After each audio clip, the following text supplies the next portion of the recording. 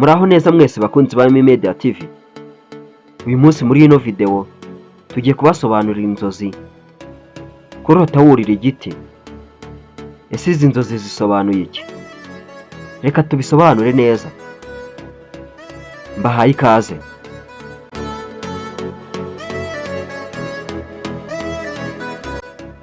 Mu gice cya mbere, kurota wurira igiti kenshi bifatwa nk'ikimenyetso cy'iterambere mu buzima.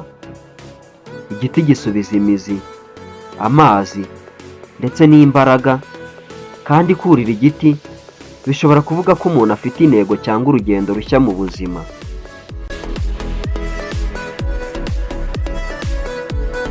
Igice cya kabiri, ibyo bivuze mu by'imitekerereze. Muri psychology, kurira igiti bishobora kwerekana ko ufite imbaraga zo gukura no kugera ku byo wifuza. Ni inzozi zerekana ko hari urugendo rwiza imbere yawe kandi ukeneye kwihangana no gukora cyane.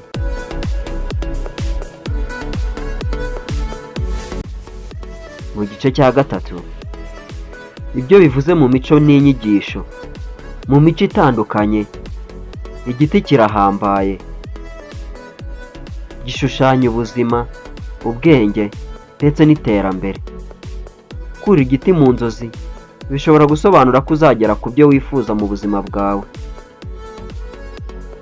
Nuko rero kurira igiti mu nzozi ntibisobanura gusa iby'ahazaza, ahubwo biguha icyemezo cyo gukura no gukora.